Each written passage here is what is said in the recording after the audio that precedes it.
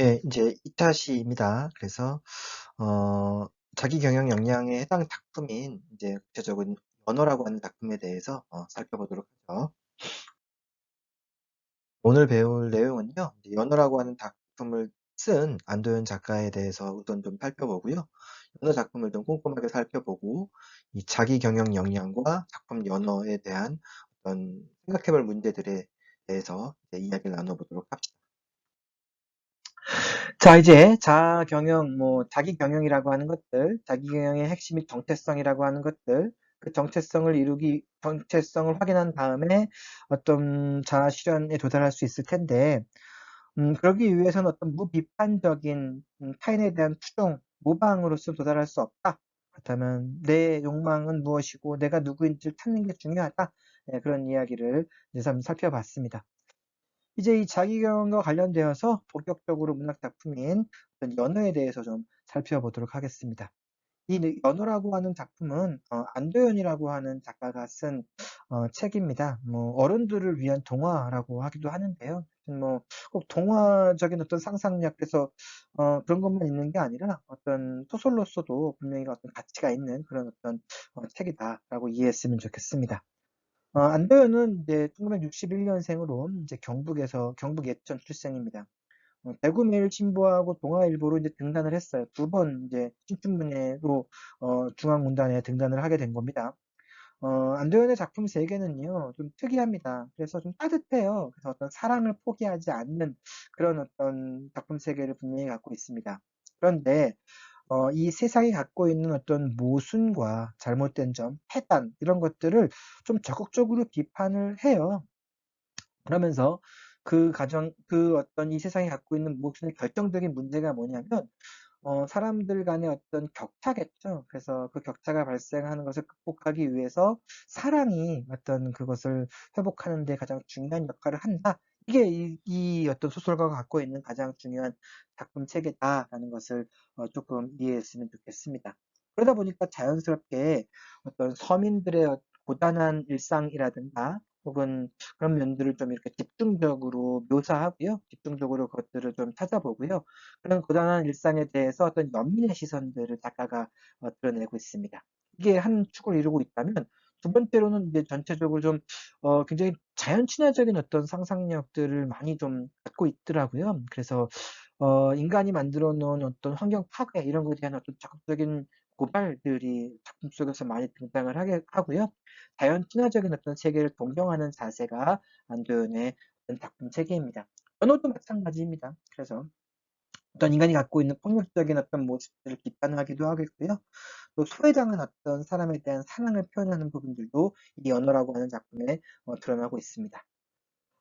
안도현은 또 이제 시도 썼어요. 아주 참 인상 깊은 시가 하나 있는데요. 너에게 묻는다라고 하는 시에서 이 구절은 참 인상적인 구절입니다. 여러분들이 이 구절은 좀 기억해 두셨으면 좋겠어요. 연탄재 함부로 발로 타지 마라. 네, 요즘은 연탄을 쓰지 않지만 너는 누구에게 한 번이라도 뜨거운 사람이었느냐. 연탄재는요, 이제 과거에 쓰였던 연료죠. 그래서 이제 자신의 몸을 불태워서 따뜻하게 해주고 나서, 이제는 원래는 쬐감했다가 이제 다 사라지게 되면은 그냥 살색의 어떤 그런 것으로 이제 흐트러지게 되어 있어요. 그죠? 그러다 보니까 사람들이 연탄재를 예전에는 막 발로 뻥뻥 찼어요. 그 모습을 보고 나니까, 이 연탄재는 사실 원래 인간을 따뜻하게 했던 그런 존재였다. 가치가 있는 존재인데, 저게 지금 자기의 어떤 생을 다했다고 저걸 무시하는 것은 별로 바람직하지 않다라고 하는, 어찌 보면 안도현의 작품 세계 전체를 담아내고 있는 그런 한 구절이다라고 생각하시면 돼요. 그러니까 안도현의 작품 세계는 바로 요거다. 네, 라는 걸 기억했으면 좋겠습니다. 어떤 이타적인 손길의 불꽃을 이 작품을 통해서 제시하고 있고요. 안도현의 작품 세계를 잘 드러내고 있습니다. 우리가 이제 이번 주에 살펴볼 연호라고 하는 작품의 특징은요, 어떤 세 가지 특징으로 구분됩니다. 첫 번째는요, 저렇게 조금 소설도 쓰지만 시도 써요, 안도현은. 그러다 보니까 어떤 시적인 감수성들이 조금 굉장히 이 소설에 잘 녹아들어 있습니다. 소설이라고 하는 것이 굉장히 좀 치밀하고요, 객관적인 어휘들이 이렇게 제시되는 건데, 이 시인처럼 그러니까 시인이다 보니까 어떤 한 구절 한 구절 자체가 시적인 어떤 그런 힘이 있는 구절들로 이렇게 표현되는 경우들이 있습니다. 이 연어 작품을 살펴보면 그런 것들이 잘 발휘되었다는 것을 확인할 수 있겠고요. 두 번째는요, 이 연어라고 하는 작품은 어른들을 위한 동화입니다. 그러다 보니까 어떤 연어의 일생을 통해서 우리 현대인들이 어떤 식으로 살아야 되는지 삶을 재현하면서 동시에 삶의 어떤 방향성을 우리에게 알려주는 게 이 소설의 두 번째 중요한 특징입니다. 그래서 여러 가지 삶의 모습들이 등장을 해요. 출생을 하고 여행을 하고 따돌림을 당하고 성장을 하고 이제 뭐 연애에 대해서 뭐 어떤 뭐 알을 낳는 행위에 대해서 알고 어떤 벽에 부딪히고 폭포에 부딪히고 그걸 극복해서 도전하는 그런 어떤 것들이 쭉 순차적으로 재현되고 있습니다. 그것을 통해서 우리는 그때그때마다 어떤 식으로 살아야 되는지에 대한 생각들을 하게 해주는 게 이 어떤 연어라고 하는 작품의 중요한 어떤 특징입니다. 마지막에는 이제 자기 경영 역량과 관련되어 있겠죠. 맨 마지막에 이제 폭포를 거슬러 올라가는 어떤 과정이 있습니다. 그래서 연어는 여러분들 다 아시다시피 뭐 알은 이제 내륙에 있는 곳에 낳다가 알을 낳으면 이 알들이 이제 쭉 여행을 해서 바다로 갑니다. 바다로 갔다가 다시 알을 낳기 위해서 회귀하죠. 돌아오죠. 근데 돌아올 때 보면 이제 물살을 거슬러 올라가는 거예요. 그죠? 물살을 거슬러 올라가는 게 아니라 또 이제 폭포까지 거슬러 올라가야 되는 아주 험난한 여정입니다. 이 험난한 여정이 어찌 보면 인간의 삶과 닮아 있다는 겁니다. 인간은 사실 태어나면서부터 경쟁하고 도전하고 또 어떤 여러 가지 어떤 좌절에 부딪히기도 합니다. 그렇다고 해서 경쟁하고 도전했다고 해서 우리가 삶을 끝내는 건 아닙니다. 끝까지 어떤 동창력을 향해서 나아가는 겁니다. 그죠? 그래서 그랬을 때 우리가 어떤 필요한 자세들, 어떤 방법들을 알려줍니다. 그런 면에서 자기를 경영한다는 것이 무엇인지, 나라고 하는 것에 대한 어떤 정체성을 찾는 것이 어떤 것인지를 우리에게 일깨워 주고요. 그리고 자아 실현을 하기 위해서 우리가 어떤 태도를 가져야 되는지에 대해서도 일깨워 주는 그런 소설이다라는 것을 이해했으면 좋겠습니다. 여러분들이 뭐 우리 교재에는요. 일부분만 나와 있어요. 전체 한 A4로 따지면 한 4 페이지, 5 페이지밖에 되지 않기 때문에 전체 내용을 잘 모르더라고요. 그래서 제가 따로 인제 연어의 전체 책을 읽어 보고 전체 내용을 간단하게 여러분들에게 쪼끔 압축적으로 좀 제시를 해 드리고자 합니다. 연어는요 인제 몸이 인제 온통 은빛이에요. 그래서 이렇게 색소가 없는 거예요. 약간 이제 장애가 있는 거겠죠. 색깔이 없다 보니까 안에 있는 뭐 모습들이 다 보여요. 눈도 보이고 안에 있는 내부 구조들도 보입니다. 그러다 보니깐 뭐 술이라든가 그러니깐 하늘을 나는 술이라든가 아니면 다른 어떤 포식자에 의해서 노출이 될 수가 있겠죠. 그래서 어떤 은빛으로 빛나는 연어 한 마리가 인제 주인공입니다. 근데 이 연어는요 아름다운 은빛 몸을 가지긴 가졌지만 다른 연어들과 인제 다르다는 겁니다. 다르기 때문에 다른 친구 연어들로부터 따돌림을 당하기 시작합니다. 또 어떤 식으로 따돌림을 당하냐면 다른 무리들이 이렇게 주위를 감싸고 있어요. 주위를 감싸고 연어는 요 안에 들어가 있는 거예요, 은빛 연어는. 이런 식으로. 그래서 늘 무리의 가운데서 이렇게 헤엄을 쳐요. 근데 이게 인제 보호의 명목이긴 하지만 이게 이 보호를 하다 보니깐 외로운 거예요. 같이 다른 친구들과 접촉할 기회가 없다는 거겠죠. 그래서 양가적인 거예요. 보호도 하지만 외로운 어떤 그런 부분이에요. 과연 이 부분에 대해서 어떻게 우리가 한번 고민을 해 봐야겠죠. 예. 그래서 요런 것을 느끼고요. 그래 가지고 이렇게 헤엄을 치면서 연어 집단은 이제 자신들이 태어났던 초록강으로 거슬러 올라갑니다. 험난한 바다를 가로지르다가 안타깝게도 사랑하는 누나를 잃게 돼요. 요게 인제 눈에 좀 잘 띄잖아요, 가운데 이러고 있으니깐. 그러니까 수리가 나타나 가지고 요렇게 인제 연어를 잡아먹으려고 했는데 여기서 인제 누이가 탁 나타나 가지고 자기가 대신 이렇게 잡혀가고 예 이 연어는 살게 되는 거예요. 그래서 누이의 희생을 인제 볼 수밖에 없겠죠. 그러고 나서 인제 누이를 잃고 나서 또 계속해서 올라가다가 눈맑은 연어라고 하는 연어와 만나게 되겠고 이제 사랑이 무엇인지, 성숙이 무엇인지, 알을 낳는 게 무엇인지, 뭐 세대를 존속하는 게 무엇인지 뭐 이런 것들을 쪼끔 깨닫게 됩니다. 중요한 것은 요 부분입니다. 우리 교재에 나와 있는 부분은 요 부분이겠고요. 초록강이라고 하는 멘토와 만나게 됩니다. 그래서 인제 초록강이 많은 이야기를 이 연어에게 해 줍니다. 어떤 식으로 살아야 되는지. 그중에서 가장 중요한 게 배경에 대한 이야기를 합니다. 배경. 배경은 이렇게 둘러싸고 있는 게 배경이기도 하고요. 어, 또 아니면 다른 것들도 배경일 수가 있겠죠.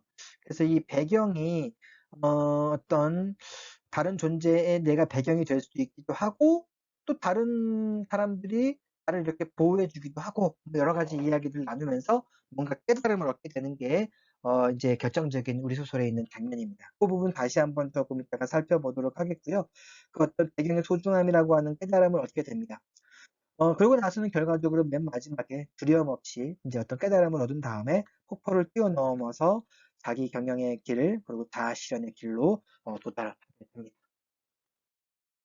연어에서 살펴볼 주제는 참 여러 가지가 있습니다. 그래서 다시 압축적으로 이 부분들을 어, 요약해 보자면 일단 인간의 삶을 재현한다고 그랬습니다. 인간의 삶을 재현하기 때문에 연어의 삶을 통해서 우리는 어떤 식으로 살아가야 될지에 대해서 생각해 볼 수 있습니다.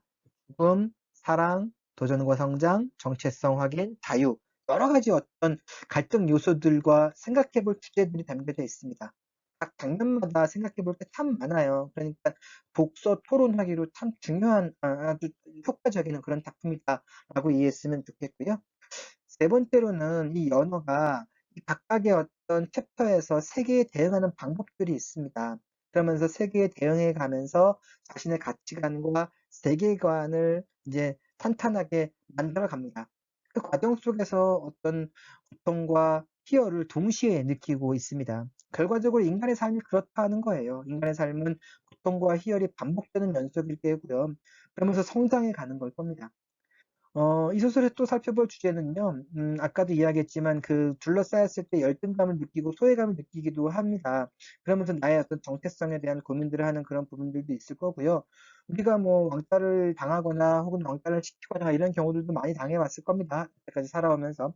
그런 부분들에 대해서 고민해 볼 수 있는 소설이기도 합니다. 그런 것들의 연장선상에서 다른 어떤 내가 아닌 다른 사람들에 대한 증오와 애정이 동시에 발생하기도 하고요. 그런 것을 통해서 우리는 세계와 만나면서 성장해 나가는 거겠죠. 또 어떤 경우에는 죽음이라고 하는 어떤 폭력적인 상황에서 우리가 좌절하기도 하고 상실감을 느끼기도 하지만 결과적으로 우리 인생이라고 한다는 것은 그런 고통들을 넘어서서 극복해서 최종적으로 무언가 희열이라고 하는 자아 실현의 단계에 도달해야 되지 않을까? 뭐 이런 것들을 담고 있는 게 전체 연애의 어떤 소설의 주제다라는 것을 조금 여러분들이 이해할 필요가 있습니다. 예, 이 소설에서 또 하나 더 살펴봐야 될 게, 이제 환경이라는 단어와 생태라는 단어를 조금 구분해 봐야 될 필요성이 있습니다. 좀 명확하게 구분해야 될 필요가 뭐냐면, 환경이라고 한다는 것은, 인간을 중심에 놓는 거예요. 좀 인간 중심주의적인 거겠고요. 생태라고 하는 것은 인간을 중심에 놓지 않아요. 중심과 주변을 구분하지 않는 거예요. 그래서 생태라고 하는 것은 공존의 패러다임이에요. 그래서 뭐 2000년대 이전에 우리는 어떤 환경이라고 하는 마인드로 이 주변 것들을 바라봤습니다. 그래서 뭐 지배하기도 하고 또 보호하기도 했던 것 같아요. 인간이 아닌 다른 동물이나 자연물들을요. 하지만 2000년대 이후에는 이제 인간을 포함한 모든 생명체들을 이제 공존의 패러다임 속에서 함께 살아가야 된다라는 식으로 좀 이렇게 바라보는 경향들이 있는 것 같습니다. 연애에서도 마찬가지예요. 그렇게 그런 부분들이 좀 드러나 있습니다. 지구촌의 모든 생명들이요, 이제 하나의 어떤 네트워크 안으로 통합되어 있는 겁니다. 그래서 서로 이렇게 도움을 주기도 하고, 관계들이 회복되기도 하고, 서로 존중해 주는 겁니다. 그러다 보니까 이제 초록빵이 말을 하고 연어가 말을 하면서 서로에게 도움을 주기도 하고, 잘못된 부분이 무엇인지에 대해서 고발하기도 하는 그런 측면들이 잘 드러나 있습니다. 주요 장면 하나를 좀 살펴보도록 하겠습니다. 아마 이제 수업 시간에도 같이 여러분들이 읽어보기도 할 텐데요. 이 부분에 대해서 이제 좀 집중적으로 우리가 어떤 이야기를 나눌 수가 있겠죠. 그럼 아저씨의 삶의 이유는 뭔가요? 라고 이제 연어가 초록방에게 물어보는 겁니다. 그건 내가 지금 여기 존재한다는 그 자체야. 라고 하면서 존재한다는 게 삶의 이유라고요? 그래, 이제 존재한다는 것. 그것은 나 아닌 것들의 배경이 된다는 뜻이지. 이제 배경에 대한 이야기가 나옵니다. 은빛 연어는 이 배경이라는 말이 이제 귀에 거슬렸다. 언젠가 나의 배경은 턱 큰 연어야 라면서 거들먹거리던 연어들이 생각났기 때문이다. 그들은 턱하면 남의 먹이를 빼앗았고 힘자랑을 일삼았다. 그들은 연어 무리의 작은 법률이라도 되는 듯 행세했던 것이다. 그래서 배경이란 늘 무섭고 어두운 것이라고 그는 생각해왔던 것이다. 연어는 일단 배경이라는 단어에 대해서 그렇게 호감을 갖고 있지는 않았습니다. 그래서 이제 배경이 뭐죠? 라고 물어보죠. 그러니까 이제 토르빵이 대답합니다. 내가 지금 여기서 너를 감싸고 있는 겁니다. 도와주고 있는 거예요. 나는 여기 있음으로 해서 너의 배경이 되는 거야. 라고 하는 거겠죠. 그러니까 이제 약간 깨달음을 얻어요. 1단계 깨달음이겠죠. 그러니까 네, 별이 빛나는 것은 어둠이 배경이 되어주기 때문이죠. 라고 하면서 그 깨달음에 대해서 자기가 대답을 하는 거예요. 그러니까 묻고 답하는 거겠죠. 그러니까 정말로 멘토 멘티 관계인 거예요. 그러니까 이제 초록방이 그렇지, 잘 깨달았구나, 잘 알게 되었네. 그렇죠. 별은 어둠이 있어야 어둠이 배경이 돼야지만 빛나겠죠. 또 대답합니다. 그래서 이제 연어가 대답하는 거예요. 꽃이 아름다운 것은 땅이 배경이 되어주기 때문이죠. 그러니까, 맞았어. 잘 맞췄어. 라고 또 이야기하고요. 그러면 연어떼가 아름다운 것은 서로가 서로의 배경이 되어주기 때문이겠죠. 이 연어라고 하는 말을 이제 인간이라고 하는 말로도 바꿀 수 있을 거예요. 인간이 아름다운 이유는 서로가 서로의 배경이 되어주는 거예요. 누가 누구의 일방적인 배경이 된다는 게 아니에요.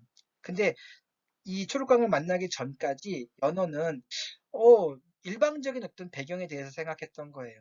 일방적인 배경이 된다면 별로 좋지 않겠죠. 누구는 어떤 손해를 볼 수밖에 없지 않습니까? 주인공이 되기도 하는 거예요. 이렇게 서로가 서로의 배경이 된다는 것은 내가 때로는 주인공이 되기도 하고 내가 때로는 배경이 된다는 그런 말입니다. 예, 생각해 볼 문제인데요. 중요합니다. 여러분들이 이제 도우 시스템에 대해 제가 올려둔 그 연어 작품 파일을 꼭 좀 읽어보시겠고요. 연어라고 하는 작품이 원래 좀 한 중편 소설이긴 한데, 우리 교재는 이제 좀 그 중에서 아주 중요한 부분만 이렇게 좀 발췌를 해놓은 것이다. 이렇게 생각하시면 될 것 같아요. 첫 번째로 여러분들이 생각해 봐야 될 게 무엇이냐면, 이제 거슬러 오른다는 것은 지금 보이지 않는 것을 찾아간다는 뜻이지 라고 이제 이야기하는 겁니다. 초록방이요. 꿈이랄까 희망 같은 거 말이야. 뭐 힘겹지만 아름다운 일이란다. 라고 이제 초록강이 그 우리 연어에게 이야기를 해주는 그런 부분입니다. 이 대목과 관련해서 이제 여러분이에요. 이제 문학 작품을 우리가 분석할 때 이 문학 작품과 여러분의 어떤 관련성에서 좀 분석하는 게 좀 필요할 것 같아요. 여러분이 여태까지 살아오면서 이제 거슬러 올라가야 할 것이 무엇인지 아마 생각해 본 일들이 있을 거예요. 경험해 본 적도 있을 거고요. 과연 여러분들의 인생에서 거슬러 올라가야 하는 것은 무엇인가요? 그것을 한번 좀 간단하게 좀 생각해 봤으면 좋겠습니다. 그것을 이 작품과 결부시켜서 이야기를 하면 매우 좋은 글이 될 수 있을 것 같고요. 매우 좋은 생각 정리, 나아가서 여러분들의 자기 경영 역량이 그런 생각 정리를 통해서 향상될 수 있을 겁니다. 이제 두 번째는 이제 여기서 참 중요한 게 하나 있는데요. 뭐냐면 은빛 연어가 이제 연어의 길이라고 하는 것을 좀 깨닫게 되는 그런 장면이 있습니다. 뭐 1번 문제하고도 비슷한 것 같기도 해요. 꿈, 희망 이런 것들이 길과 관련되어 있겠죠. 이것을 이제 좀 자기 경영의 차원에서 한번 생각해 봤으면 좋겠습니다. 여러분들의 삶의 길은 뭘까요? 이 작품에서의 연애의 길은 강을 거슬러 올라가서 어떤 목표에 도달하고 뭐 탄란을 하고 죽는 그런 과정이겠죠. 일련의 인생의 과정이겠죠. 그렇다면 연어는 연애의 길을 깨달은 거예요. 그 과정을 통해서. 여러분은 지금 여러분들의 삶의 인생의 길을 걷고 있는 거예요. 가고 있는 거예요. 그렇다면 여러분의 인생의 길은 뭔가요? 그냥 막연하게 대학을 졸업하고 취업을 하고 결혼을 하고 사는 것인지 아니면 보다 다른 어떤 구체적인 길의 모습이 있는지를 생각해 보는 겁니다. 그걸 생각해 낸다면 적어도 여러분들은 자기 경영의 차원에서 무언가 한 발짝 어떤 꿈을 찾아 나가는 목표를 만들어낼 수가 있겠죠. 그런 부분들을 좀 생각해 보셨으면 좋겠고요. 마지막으로 이제 문제는 어떤 존재이든지 타인의 배경이 되어줄 수 있다. 또한 배경 없이 존재하는 사람은 없다. 자, 이제 초록강이 은빛 연어에게 이야기해주는 배경에 대한 이야기, 굉장히 인상적인 장면이 있었어요. 이것을 통해서 여러분들은 지금까지 살아오면서 여러분들의 소중한 배경은 무엇인가요? 내가 타인의 배경이 될 수 있는 어떤 실천적인 방식은 무엇이 있는지에 대해서 한번 생각을 정리해 보는 것도 여러분들의 어떤 앞으로 살아가는 데 있어서 많은 도움이 되지 않을까 하는 생각이 듭니다. 그래서 이런 부분들은 여러분 노트에다가 간단하게 정리하시면 됩니다. 이것을 막 과제다라고 해서 스트레스 받아가면서 막 굉장히 막 한 페이지 이상 막 이렇게 작성하려 하지 마시고요. 간단하게 좀 이렇게 여러분들이 작성을 해주셨으면 좋겠습니다. 그 이전에 다른 사람들이 어떻게 정리를 했는지, 정리한 내용을 어떻게 과제에 활용하고 혹은 정리한 내용을 어떻게 시험 문제에 작성을 했는지는 조금 다른 화면에서 제가 샘플로 보여드리도록 하겠습니다. 예, 작품을 읽고 나서 이제 다른 친구들은 어떻게 생각했는지를 뭐 잠깐 좀 정리해 보도록 합시다. 어, 지금 이번 학기에는 여러분들이 지금 생각을 뭐 정리해서 다른 친구들한테 들려주지 못하지만, 이제 바로 직전 학기에는 이제 수업을 진행할 때, 다른 학생들은 이제 이 작품을 읽고 이런 생각을 해봤습니다. 그래서 그것들을 함께 같이 읽어보도록 하겠습니다. 이런 생각들과 좀 비교해 보기도 하고요. 뭐 공통점이 있다면 공통점, 차이점이 있다면 차이점을 생각하시면 되겠죠. 그래서 뭐 초록강은 뭐 희망을 찾는 것이 아니 초록강은 희망을 찾는 것이 이제 거슬러 오르는 일이라고 말한다라고 했습니다. 뭐 알을 산란하기 위해 폭포를 거슬러 올라야 하는 모천 회귀성 물고기 연어에게 국한되어 있는 말 같아 보이지만, 최후로 생각해 봤을 때 우리들의 삶을 엿볼 수 있는 말이라고 생각한다. 예, 문제의 핵심을 잘 찾았죠? 거슬러 올라가는 것은 무엇인가라는 이 문제에 우리의 삶도 역시 거슬러 올라간다는 겁니다. 그리고 삶을 살아감에 있어서 내가 거슬러 올라가야 할 것은 무엇인지 보았다. 여러분들도 연어와 관련돼서 만약에 답변을 하고 싶으면 이 친구처럼 내가 거슬러 올라가야 되는 것이 무엇인지 생각해 보시면 됩니다. 꽃은 꽃대로 아름답고 별은 별대로 아름답다. 지느러미 긴 연어를 보고 은빛 연어가 떠올린 말이다. 이러한 은빛 연어의 가치관은 이제 내가 배워야 할 삶의 태도라고 생각한다. 문학과 삶은 문학 작품을 통해서 어떤 삶의 방법을 터득하는 거예요. 그런 점에서 이 친구는 어떤 초점을 참 잘 맞춰간 것 같아요. 그래서 내가 뭘 배워야 되는지, 나라는 사람은 아직 불완전한 존재이기 때문이다. 객관적으로 바라봐야 할 것들에도 나의 주관을 개입하여 편견을 가지고 바라보기도 하고, 무언가를 접하기도 전에 선입견을 가져 두려워할 때도 있다. 내가 거슬러 올라가야 할 것은 도전적인 자세를 지니고 냉정한 시각을 가지는 것이다. 도전적인 자세와 냉정한 시각이라고 하는 것, 그걸 거슬러 올라가야 된다라고 목표로 정한 거예요. 그죠? 아직 내게 보이지 않는 점이지만 어렵고도 중요한 것은 이토록 단순한 것이라고 은빛 연어가 말했다. 그 어려운 일을 나는 해낼 것이다. 뭐 이 정도로 이렇게 자신의 생각을 정리하면 뭐 하나의 과제가 해결되는 거예요. 그러니까 과제가 되게 막 거창하고 막 레포트처럼 서론, 본론, 결론 갖추는 게 아니라 이렇게 자신의 생각을 정리하는 겁니다. 사실 여러분들이 이런 식으로 정리를 해놓으면 나중에 이제 뭐 시험을 본다든가 강의실에서 다른 친구들과 이야기를 나눌 때 많은 도움이 될 거예요. 그죠? 예, 이상으로 이제 2주차 학습을 좀 정리해 보도록 합시다. 2주차부터는 이제 본격적으로 역량과 이제 작품을 이제 좀 살펴봤습니다. 첫 번째 시간에는 주로 이제 역량과 관련된, 즉, 자기 경영 역량과 관련된 그런 부분들을 좀 초점을 맞춰서 살펴봤고요. 그래서 다정체성이라는 단어에 대해서 여러분들이 좀 관심을 기울이시고요. 각자 삶의 좌표를 정하는 게 가장 중요하다라는 겁니다. 우리가 살아가면서 우리는 어떤 모방 욕망에 치우쳐져 살아가는 경우들이 많습니다.